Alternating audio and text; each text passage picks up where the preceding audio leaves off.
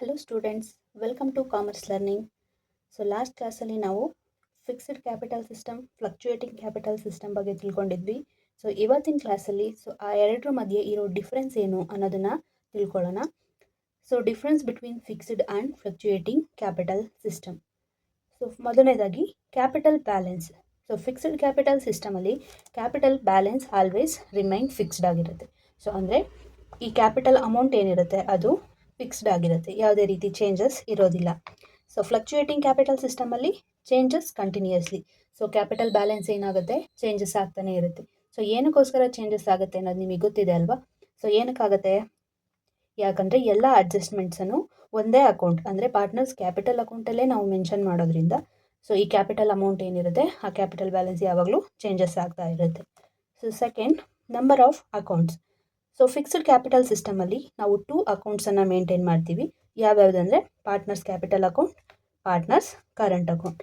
So partners capital ಅಕೌಂಟಲ್ಲಿ capital related ಐಟಮ್ಸನ್ನು entry ಮಾಡ್ತೀವಿ. ಪಾರ್ಟ್ನರ್ಸ್ ಕರೆಂಟ್ ಅಕೌಂಟಲ್ಲಿ ಅದರ್ ಅಡ್ಜಸ್ಟ್ಮೆಂಟ್ಸ್ ಏನೇನು ಬರುತ್ತೋ ಸೊ ಎಲ್ಲನೂ ಕೂಡ ಕರೆಂಟ್ ಅಕೌಂಟಲ್ಲಿ ನಾವು ರೆಕಾರ್ಡ್ ಮಾಡ್ತೀವಿ. ಫ್ಲಕ್ಚುಯೇಟಿಂಗ್ ಕ್ಯಾಪಿಟಲ್ ಸಿಸ್ಟಮಲ್ಲಿ only 1 account is maintained. So only 1 ಅಕೌಂಟನ್ನು ಮಾತ್ರ ಮೇಂಟೈನ್ ಮಾಡ್ತಿದ್ದೀವಿ. ಸೊ ಅದು ಯಾವುದಂದರೆ partners capital account. So next one,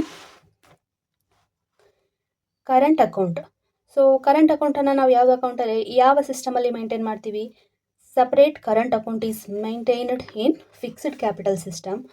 so no separate current account is maintained in fluctuating capital account. Adjustments so recorded in current account. So ಎಲ್ಲ adjustments ನಾವು fixed capital ಸಿಸ್ಟಮಲ್ಲಿ current ಅಕೌಂಟಲ್ಲಿ record ಮಾಡ್ತೀವಿ. So ಇಲ್ಲಿ fluctuating capital ಸಿಸ್ಟಮಲ್ಲಿ capital ಅಕೌಂಟಲ್ಲಿನೇ record ಮಾಡ್ತೀವಿ. Complexity. So it is a more systematic. ಯಾವುದು fixed capital system ಅನ್ನೋದು more systematic ಆಗಿರುತ್ತೆ. ಸೊ ಯಾಕಂದರೆ ಕ್ಯಾಪಿಟಲ್ ಅಮೌಂಟ್ ಎಲ್ಲ ಪಾರ್ಟ್ನರ್ಸ್ ಕ್ಯಾಪಿಟಲ್ ಅಕೌಂಟಲ್ಲಿ ಎಂಟ್ರಿ ಮಾಡ್ತೀವಿ. ಬೇರೆ ಅದರ್ ಅಡ್ಜಸ್ಟ್ಮೆಂಟ್ಸ್ ಏನೇನಿದೆ ಅದನ್ನೆಲ್ಲ ನಾವು ಒಂದು ಸಿಸ್ಟಮ್ಯಾಟಿಕ್ ಆಗಿ ಕರೆಂಟ್ ಅಕೌಂಟ್ ಅಂತ ಓಪನ್ ಮಾಡಿ ಅದರಲ್ಲಿ ನಾವು ಮೇಂಟೈನ್ ಮಾಡ್ತೀವಿ. ಸೊ ಹಾಗಾಗಿ ಇದು ಮೋರ್ ಸಿಸ್ಟಮ್ಯಾಟಿಕ್ ಆಗಿದೆ. ಸೊ ಫ್ಲಕ್ಚುಯೇಟಿಂಗ್ ಕ್ಯಾಪಿಟಲ್ ಸಿಸ್ಟಮ್ ಅನ್ನೋದು ಸಿಂಪಲ್ ಮೆಥಡ್ ಆಗಿದೆ. ಸೊ ಯಾಕಂದರೆ ಒಂದೇ ಅಕೌಂಟಲ್ಲಿ ನಾವು ಎಲ್ಲ ಅಡ್ಜಸ್ಟ್ಮೆಂಟ್ಸು, ಕ್ಯಾಪಿಟಲ್ ರಿಲೇಟೆಡ್ ಐಟಮ್ಸ್ ಎಲ್ಲ ಒಂದೇ ಅಕೌಂಟಲ್ಲಿ ಮೇಂಟೈನ್ ಮಾಡ್ತೀವಿ. ಸೊ ಅದು ಕೂಡ ಈಸಿ ಮೆಥಡ್ ಆಗಿದೆ. ಸೊ ಎರಡರಲ್ಲೂ ಲಾಸ್ಟಲ್ಲಿ ಬರೋ ಬ್ಯಾಲೆನ್ಸ್ ಒಂದೇ ಆಗಿರುತ್ತೆ, ಬಟ್ ಇದರಲ್ಲಿ ಸಪ್ರೇಟ್ ಅಕೌಂಟನ್ನು ಮೇಂಟೈನ್ ಮಾಡ್ತೀವಿ. Capital changes. ಸೊ ಇದರಲ್ಲಿ ರೇರ್ ಕೇಸಸಲ್ಲಿ ಮಾತ್ರ ಕ್ಯಾಪಿಟಲ್ ಚೇಂಜಸ್ ಆಗುತ್ತೆ. ಯಾವುದರಲ್ಲಿ? ಫಿಕ್ಸ್ಡ್ ಕ್ಯಾಪಿಟಲ್ ಸಿಸ್ಟಮಲ್ಲಿ. ಫ್ಲಕ್ಚುಯೇಟಿಂಗ್ ಕ್ಯಾಪಿಟಲ್ ಸಿಸ್ಟಮಲ್ಲಿ ಫ್ರೀಕ್ವೆಂಟ್ ಆಗಿ ಚೇಂಜಸ್ ಆಗುತ್ತೆ. ಸೊ ಯಾವ ರೇರ್ ಕೇಸಸಲ್ಲಿ ಚೇಂಜಸ್ ಆಗುತ್ತೆ? ನಾನು ಆಲ್ರೆಡಿ ನಿಮಗೆ ಹೇಳಿದ್ದೆ. ಸೊ ಒಂದು ಅಡಿಷನಲ್ ಕ್ಯಾಪಿಟಲ್ ಏನಾದರೂ ಇಂಟ್ರೊಡ್ಯೂಸ್ ಆದರೆ ಕ್ಯಾಪಿಟಲ್ ಅಮೌಂಟ್ ಏನಾಗುತ್ತೆ, ಚೇಂಜಸ್ ಆಗುತ್ತೆ.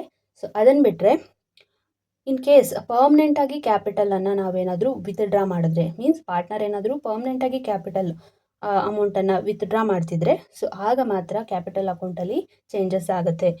ಸೊ ಫ್ಲಕ್ಚುಯೇಟಿಂಗ್ ಕ್ಯಾಪಿಟಲ್ ಸಿಸ್ಟಮಲ್ಲಿ ಫ್ರೀಕ್ವೆಂಟ್ಲಿ ಚೇಂಜಸ್ ಆಗುತ್ತೆ.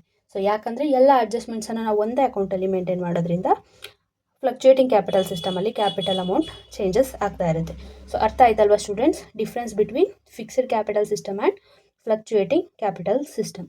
ಸೊ ಈ ಕಾನ್ಸೆಪ್ಟನ್ನು ನಿಮಗೆ 6 ಮಾರ್ಕ್ಸಲ್ಲಿ ಇನ್ ಕೇಸ್ ಥಿಯರಿ ಕೇಳಿದ್ರೆ ಕೇಳ್ಬೋದು. ಸೊ ಇಲ್ಲ 2 ಮಾರ್ಕ್ಸಲ್ಲಂತೂ ಕಂಪಲ್ಸರಿ ಕೇಳೋ ಚಾನ್ಸಸ್ ಇರುತ್ತೆ. ಸೊ ಮಿಸ್ ಮಾಡ್ದಲೇ ಕರೆಕ್ಟಾಗಿ ನೋಡ್ಕೊಳ್ಳಿ. ಸೊ ಮೀನಿಂಗ್ ಅರ್ಥ ಆಗಿದೆ ಅಂದರೆ ನೀವು ಈಸಿಯಾಗಿ ಡಿಫ್ರೆನ್ಸನ್ನು ಬರಿಬೋದು. ಸೊ ನೆಕ್ಸ್ಟ್ ಕಾನ್ಸೆಪ್ಟನ್ನು ನೋಡೋಣ. Distribution of profit among the partners. So ನಾವು ಮೇಂಟೆನೆನ್ಸ್ ಆಫ್ ಕ್ಯಾಪಿಟಲ್ ಅಕೌಂಟ್ ನೋಡಿದ್ವಿ, ಅದಾದಮೇಲೆ ಬರೋದು distribution of profit among the partners. So ಈ ಪಾರ್ಟ್ನರ್ಸ್ ಮಧ್ಯ ಅಮೌಂಟ್ ಹೇಗೆ ನಾವು ಪ್ರಾಫಿಟನ್ನು ಡಿಸ್ಟ್ರಿಬ್ಯೂಟ್ ಮಾಡೋದು ಅಂತ ನೋಡೋಣ. So after preparing the profit and loss account we get either net profit or net loss. ಹೌದಲ್ವಾ? ಸೊ ಪ್ರಾಫಿಟ್ ಆ್ಯಂಡ್ ಲಾಸ್ ಅಕೌಂಟನ್ನು ನಾವು ಪ್ರಿಪೇರ್ ಮಾಡ್ತಿದ್ದೀವಿ ಅಂದರೆ ಅದರಲ್ಲಿ ನಾವು ಏನನ್ನು ಫೈಂಡ್ ಔಟ್ ಮಾಡ್ತೀವಿ? ನೆಟ್ ಪ್ರಾಫಿಟ್ ಅಥವಾ ನೆಟ್ ಲಾಸ್ ಅನ್ನೋದು ಸಿಗುತ್ತೆ. So this profit or loss must be distributed among the partners according to their profit sharing ratio. So ಅವರ ಪ್ರಾಫಿಟ್ ಶೇರಿಂಗ್ ರೇಷಿಯೋ ಏನಿದೆ ಸೊ ಅದರ ಪ್ರಕಾರ ನಾವು ಪ್ರಾಫಿಟನ್ನು ಡಿಸ್ಟ್ರಿಬ್ಯೂಷನನ್ನು ಮಾಡ್ತೀವಿ. ಹೌದಲ್ವಾ? So next, if the partnership deed is silent ಅಂದರೆ in case of absence of partnership deed, profit or loss shared equally among the partners. ಇದು ನಿಮ್ಗೆ ಆಲ್ರೆಡಿ ಗೊತ್ತಿದೆ ಅಲ್ವಾ. ಪಾರ್ಟ್ನರ್ಶಿಪ್ ಡೀಡ್ ಏನಾದರೂ ಆಬ್ಸೆನ್ಸ್ ಇತ್ತು ಅಂದರೆ ಸೊ ಅಂಥ ಸಮಯದಲ್ಲಿ ಪ್ರಾಫಿಟ್ ಅಥವಾ ಲಾಸ್ ಪಾರ್ಟ್ನರ್ ಮಧ್ಯೆ ಈಕ್ವಲ್ ಆಗಿ ಡಿಸ್ಟ್ರಿಬ್ಯೂಟ್ ಆಗಬೇಕಾಗತ್ತೆ. ಅರ್ಥ ಆಯ್ತಲ್ವಾ? ಸೊ ಪ್ರಾಫಿಟ್ ಅನ್ನೋದು ಹೇಗೆ ಪಾರ್ಟ್ನರ್ಸ್ ಮಧ್ಯೆ ಡಿಸ್ಟ್ರಿಬ್ಯೂಟ್ ಆಗುತ್ತೆ ಅಂತ. So first profit and loss ಅಕೌಂಟನ್ನು ಪ್ರಿಪೇರ್ ಮಾಡ್ತೀವಿ. ಸೊ ಅದಾದಮೇಲೆ ಬರುವಂಥ ಅಮೌಂಟ್ ಏನಿದೆ ಸೊ ಅದನ್ನು ಯಾವ ರೇಷಿಯೋ ಮೇಲೆ ಡಿಸ್ಟ್ರಿಬ್ಯೂಟ್ ಮಾಡ್ತೀವಿ? Partner sharing ratio, profit sharing ratio ಮೇಲೆ ನಾವು ಡಿಸ್ಟ್ರಿಬ್ಯೂಟನ್ನು ಮಾಡ್ತೀವಿ. So in case partnership deed ಏನಾದರೂ ಅಬ್ಸೆಂಟ್ ಇತ್ತು ಅಂತಂದರೆ ಸೊ ಆ ಅಮೌಂಟನ್ನು ನಾವು ಈಕ್ವಲ್ ಆಗಿ ಶೇರ್ ಮಾಡ್ತೀವಿ. ಸೊ ಇಲ್ಲಿ ಇನ್ನೊಂದು ಹೊಸ ಅಕೌಂಟನ್ನು ನೀವು ಪ್ರಿಪೇರ್ ಮಾಡಬೇಕಾಗುತ್ತೆ. ಸೊ ಆ ಅಕೌಂಟ್ ಯಾವುದು ಅಂತ ನೋಡೋಣ. ಸೊ ಆ ಅಕೌಂಟ್ ಬಂದ್ಬಿಟ್ಟು profit and loss appropriation account. So ಯಾಕೆ ಈ ಅಕೌಂಟನ್ನು ನಾವು ಈ ಪಾರ್ಟ್ನರ್ಶಿಪ್ಪಲ್ಲಿ ಪ್ರಿಪೇರ್ ಮಾಡ್ತೀವಿ? In the partnership before distributing the profit some adjustment must be made. So ಇಲ್ಲೇನಾಗುತ್ತೆ, ಪಾರ್ಟ್ನರ್ಶಿಪ್ಪಲ್ಲಿ profit and loss account prepare ಮಾಡ್ತೀವಿ, net profit or net loss ಬರುತ್ತೆ. ಸೊ ಅದಾದಮೇಲೆ ಅದನ್ನು ಡೈರೆಕ್ಟಾಗಿ ಅಮೌಂಟನ್ನು ನಾವು ಪಾರ್ಟ್ನರ್ಸ್ ಮಧ್ಯೆ ಡಿಸ್ಟ್ರಿಬ್ಯೂಟ್ ಮಾಡೋದಕ್ಕಾಗಲ್ಲ. ಯಾಕಂದರೆ ಕೆಲವೊಂದು ಅಡ್ಜಸ್ಟ್ಮೆಂಟ್ಸ್ ಇರುತ್ತೆ. ಸೊ ಅದನ್ನು ಮಾಡಿ ನೆಕ್ಸ್ಟ್ ಉಳಿದಿರೋ ಅಂಥ ಅಮೌಂಟನ್ನು ನಾವು ಪಾರ್ಟ್ನರ್ಸ್ ಮಧ್ಯೆ ಡಿಸ್ಟ್ರಿಬ್ಯೂಟ್ ಮಾಡಬೇಕಾಗುತ್ತೆ. ಸೊ ಆ ಅಮೌಂಟ್ ಬರೋವಂಥ ಅಡ್ಜಸ್ಟ್ಮೆಂಟ್ಸ್ ಯಾವ್ಯಾವುದು? Interest on capital. ಸೊ ಇದು ಯಾರು ಕೊಡ್ತಾರೆ? ಇಂಟ್ರೆಸ್ಟ್ ಆನ್ ಕ್ಯಾಪಿಟಲ್ ಫರ್ಮ್ ಪಾರ್ಟ್ನರ್ಸಿಗೆ ಕೊಡ್ತಾರೆ. ಇಂಟ್ರೆಸ್ಟ್ ಆನ್ ಡ್ರಾಯಿಂಗ್ ಯಾರು ಕೊಡ್ತಾರೆ? ಪಾರ್ಟ್ನರ್ಸ್ ಫರ್ಮ್ಗೆ ಕೊಡ್ತಾರೆ. Partner salary, partner commission. So therefore a separate account called profit and loss appropriation account is prepared. So ಈ ಕಾರಣಕ್ಕೋಸ್ಕರ ನಾವೇನು ಮಾಡಬೇಕಾಗುತ್ತೆ? ಪ್ರಾಫಿಟ್ ಆ್ಯಂಡ್ ಲಾಸ್ ಅಪ್ರೋಪ್ರಿಯೇಷನ್ ಅಕೌಂಟನ್ನು ಪ್ರಿಪೇರ್ ಮಾಡ್ತೀವಿ. ಏನಕ್ಕೋಸ್ಕರ?